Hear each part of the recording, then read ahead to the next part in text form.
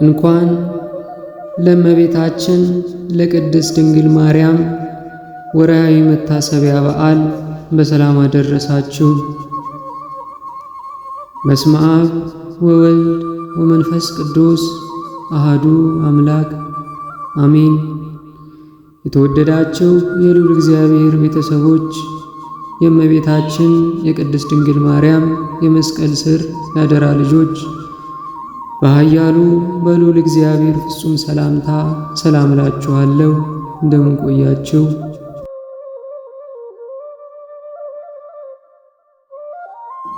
የእመቤታችን ተአምር።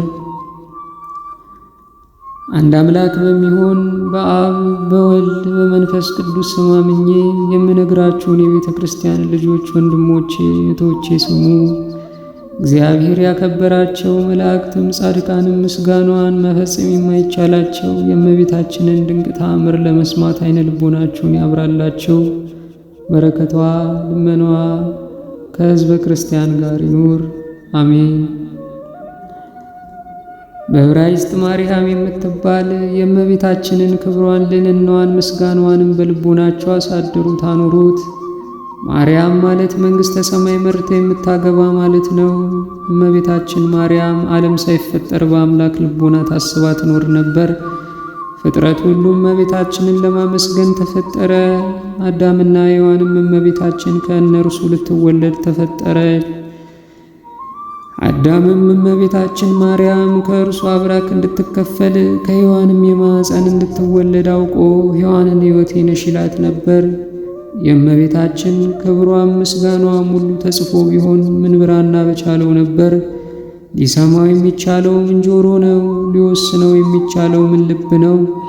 አስቦ ሊደርሰውስ የሚቻለው እንደምን ያለ ሕሊና ነው? ነገር ግን የተቻለንን ያህል ከምስጋናዋ ጥቂት እንነግራችኋለን። እመቤታችን ማርያም ከአዳም ጀምሮ እስከ አብርሃም እስከ ሙሴም ድረስ ትነገር ነበር። ከሙሴ ጀምሮ እስከ እሴይ ልጅ እስከ ዳዊትም ድረስም በብዙ ምሳሌ እየታየች ትነገር ነበር። የእመቤታችን ትውልድ በአባቷ በኩል ከንጉሥ ዳዊት ወገን ነው። በእናቷም በኩል ከሊቀ ካህናቱ ከአሮን ወገን ነው። የአባቷ ስም ኢያቄም የእናቷም ስም ሐና ነው። ሥጋዊ ነገር ከማሰብ መጠበቅ ከአዳም ልጆች ለማን ተሰጠው? ኃጢአትን ከማሰብ መጠበቅ ለመላእክትስ እንኳን አልተቻላቸውም። በቀደመው ወራት ያልተሰጣቸውን ሽተው በድለው ከሰማይ ወደ ምድር ወርደዋልና። እንደ እመቤታችን እንደ ማርያም የአብ ማረፊያ የሆነ ማን ነው? እንደ እመቤታችን እንደ ማርያም የወልድስ ማደሪያ የሆነው ማን ነው? እንደ እመቤታችን እንደ ማርያም የመንፈስ ቅዱስ ቤት የሆነው ማን ነው? ለሰው ኃጢአት ሳይሰራ መኖር ይቻለዋልን? ከአራቱ ባሕርያት ከተፈጠረ ሰው ከእመቤታችን በቀር እሳትን የተሸከመ ኃጢአትንም ያልሰራ የለም። እመቤታችን ማርያም ከመላእክት ይልቅ ንጽሕት ናት። እመቤታችን ማርያም ከሴቶች ሁሉ ትበልጣለች። የእመቤታችን ማርያም ሐሳብ እንደ አምላክ ሐሳብ ነው። የእመቤታችን ማርያም መልኳ እንደ አምላክ መልክ ነው፣ ወይም የአምላክን መልክ ይመስላል። እመቤታችን ማርያም ንጽሕት በመሆኑ አምላክን እንዲያድርባት አደረገችው። እመቤታችን ማርያም ለአምላክ የደስታ ማደሪያ ሆነችው። እመቤታችን ማርያም አምላክን በድንግልና ወለደችው። እመቤታችን ማርያም በነቢያት ትነገር ነበር። እመቤታችን ማርያም በሐዋርያትም ትነገር ነበር። እመቤታችን ማርያም በፍጥረት ሁሉ አንደበት ትመሰገናለችና የቤተ ክርስቲያን ልጆች አክብሯት። ለእናንተ ለኃጢአን መድኃኒታችሁ ስለሆነች በጎ አገልግሎትም ለሚያገለግላት ዋጋውን ትሰጠዋለች። ሳትጠራጠሩ በፍጹም ልቦናችሁ መኑባት፣ እርሷ መድኃኒታችሁ ናትና። በስዕሏም ፊት ስገዱ። ለስዕሏ ያልሰገደ ግን ከቆመበት ቦታ ይጥፋ፣ ስም አጠራሩም አይታወቅ። ልመናዋ ክብሯም በእኛ ለዘላለሙ በእውነት ይደርብንና አምላክን የወለደች በሁለት ወገን ድንግል የሆነች ማለትም በድንጋሌ ሥጋ በድንጋሌ ነፍስ የጸናች ክብርት እመቤታችን ያደረገችው ተአምር ይህ ነው። ከካህናት ወገን የምትሆን ሐና የምትባል ሚስት ያገባ ኢያቄም የሚባል ከነገደ ይሁዳ የተወለደ አንድ ሰው ነበር።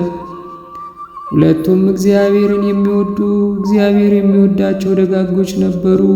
እግዚአብሔርም በሠራው ሕግ ጸንተው ይኖሩ ነበር። ሚስቱ ግን መክና ትኖር ነበር። ልጅም ስላልነበራቸው አዝነው ተክዘው ይኖሩ ነበር። ዕለት ዕለት ወደ ቤተ ክርስቲያንም እየሄዱ ልጅ ይሰጣቸው ዘንድ በሐዘን በለቅሶ ልመናቸውን ወደ እግዚአብሔር ያቀርቡ ነበር። ከገንዘባቸውም ከፍለው ለድሆች ለጦም አዳሪዎችና ለቤተ እግዚአብሔር ይሰጡ ነበር። እግዚአብሔርም ልጅ በመስጠት ልመናቸውን ይቀበላቸው ዘንድ ይደረግልናል በማለት ተስፋ ጸንተው ይኖሩ ነበር። ከዕለታትም በአንድ ቀን ሐና ሚስቱና ኢያቄም ወጥተው ወደ ተክል ቦታ ገቡ። ቁመውም ሲጸልዩ ርግቦች ከልጆቻቸው ጋር ደስ ብሏቸው ሲጫወቱ አይተው ልጅ ስለሌላቸው ፈጽሞ አዘኑ።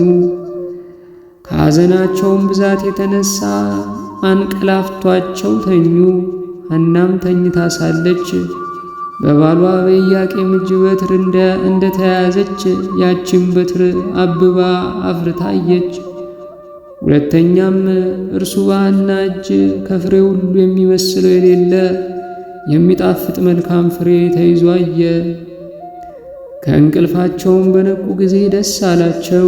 በመኝታቸውም ስላዩት ነገር እርስ በርሳቸው ተነጋገሩ፣ እግዚአብሔርንም አመሰገኑት።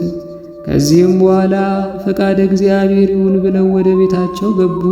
ከዚህም በኋላ ሐና ጸነሰች፣ ጽንሷም ታወቀ። የሰጠኸኝን ልጅ ለእግዚአብሔር መባ አድርጌ እሰጣለሁም ብላ ለእግዚአብሔር ተሳለች። ሁልጊዜ በጾም በጸሎት ተወስና በፍጹም ደስታ ለድሆችና ለጦም አዳሪዎች ምጽዋትን ትሰጥ ነበር። ይህንን ሁሉ ስላደረገልኝ ፈንታ ለእግዚአብሔር ምን ወሮታ አደርግለታለሁ ብላ በልቧ አሰበች። ለመሥዋዕት የማይሆነውንም ምግብ ሁሉ ከመብላት ትከለከል ነበረ። ስግደትንም ታበዛን ነበረ። የሰጣትንም ይጠብቅላት ዘንድ ወደ እግዚአብሔር ልመናን አበዛች። ከ6 ወርም በኋላ የሐና ጽንስ ታወቀ። የእሷ ዘመዶችም የባሏም ዘመዶች በሰማሁት ጊዜ ወደ እርሷ መጥተው የሕፃንነትሽ ዘመን ካለፈ በኋላ ለአንቺ የተደረገ ይህ የምንሰማው ነገር ምንድን ነው? አሏት። መጽነሷን የሚያዩ ዘንድ ማኅፀኗን ዳሰሱ። ዓይኗ የታወረ ከክብርት ሐና እናት ዘመዶች ወገን የአርሳባን ልጅ የምትሆን አንዲት ሴት ነበረች። ምን ሳታውቅ ዓይኗን በዳሰሰች ጊዜ ፈጥና ዳነች። ብፅዕት ሐናን ሐና ሆይ ብፅዓን ይገባሻል አለቻት። ዓለም ከተፈጠረ ጀምሮ እንዳንቺ በማኅፀኑ የዕውራንን ዓይን የሚያበራ የለምና። ዘመዶቿም ሰገዱላት። ብፅዕት ሐና ከአጥቢያ ኮከብ ፀሐይ እንዲከብር በሳቸው ላይ ከበረች። ዝናዋም በየአገሩ ሁሉ ተሰማ። ድውያንን ሁሉ ሕሙማንንም ሁሉ እያመጡ ማኅፀኗን እየዳሰሱ ይፈውሱ ነበር። ፍጥረትም ሁሉ በማኅፀኗ ሳለ ሕሙም የፈወሰ በተወለደ ጊዜ እንደምን ያለ ይሆናሉ።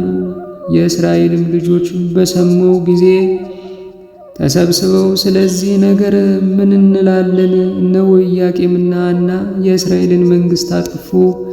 ሐና ጸንሳ ሳለች በማኅፀኗ ታድናለችና በእኛ ላይ ልትነግሥ አይደለምን? አሉ። ከእሳቸውም አንዱ ይህ ያስደንቃችኋልን?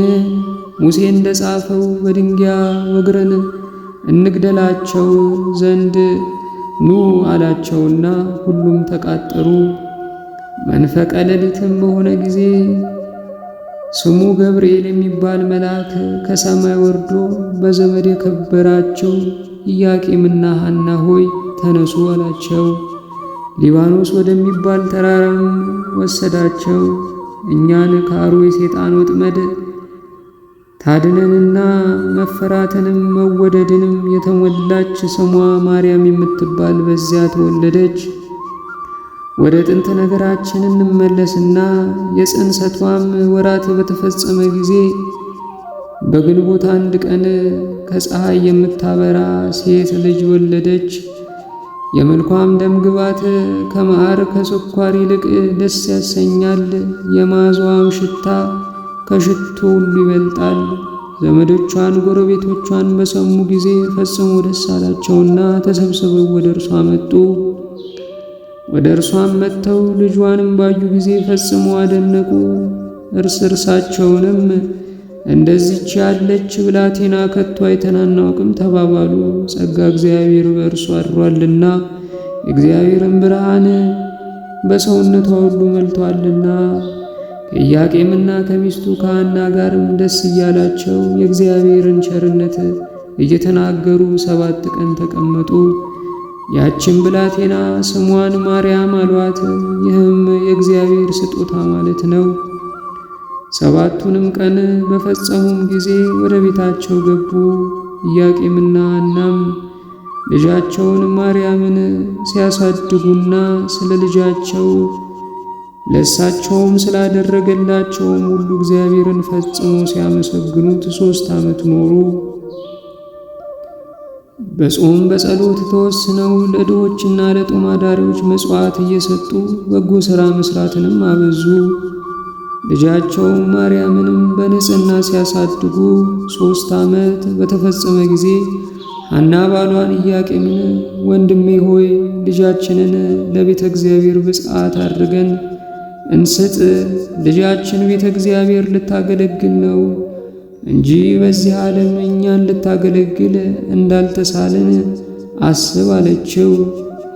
ኢያቄም ይህን ነገር ከሚስቱ ከሐና በሰማ ለመንገድ የሚሆነውንም ስንቅና ለቤተ እግዚአብሔር የሚሆነውን መባ ሁሉ አዘጋጀ። ቤተሰቦቻቸውንና ባልንጀሮቻቸውንም ዘመዶቻቸውንም ሁሉ ጠሩ። ልጃቸውን ይዘው ሂደው ወደ ቤተ መቅደስ አገቧት።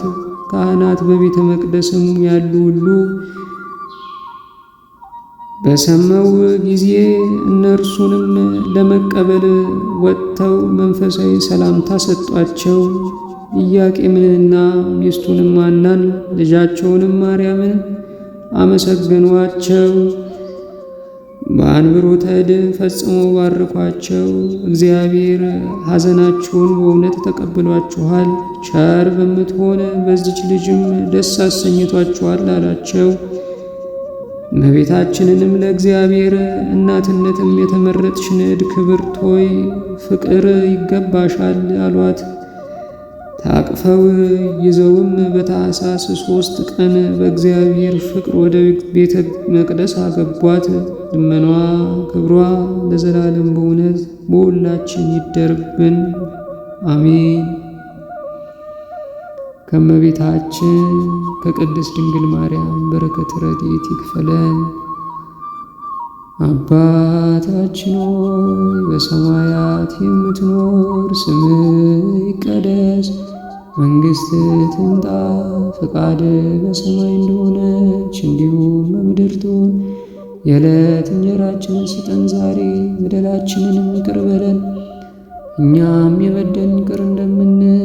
አቤቱ ወደ ፈተናም አታግባን፣ ከክፉ ሁሉ አድነን እንጂ መንግሥት ያንተ ናትና፣ ኃይል፣ ክብር፣ ምስጋና ለዘላለሙ አሜን። እመቤታችን ቅድስት ድንግል ማርያም በመልአኩ በቅዱስ ገብርኤል ሰላምታ ሰላም እንልሻለን። በሐሳብሽ ድንግል ነሽ፣ በሥጋሽም ድንግል ነሽ። የአሸናፊ እግዚአብሔር እናቱ ሰላምታ ለአንቺ ይገባሻል። ከሴቶች ሁሉ ተለይተሽ አንቺ የተባረክሽ ነሽ፣ የማኅፀንሽ ፍሬ የተባረከ ነው። ጸጋን የተመላሽ ቅድስት ሆይ ደስ ይበልሽ፣ ልዑል እግዚአብሔር ከአንቺ ጋር ነውና ከተወደደው ልጅሽ ከጌታችን ከመድኃኒታችን ከኢየሱስ ክርስቶስ ዘንድ ይቅርታንና ምሕረትን ለምኝልን ኃጢአታችንን ያስተሰርይልን ዘንድ ለዘላለሙ አሜን። ወስብሐት ለእግዚአብሔር ወለወላዲቱ ድንግል ወለመስቀሉ ክቡር። ይቆየን።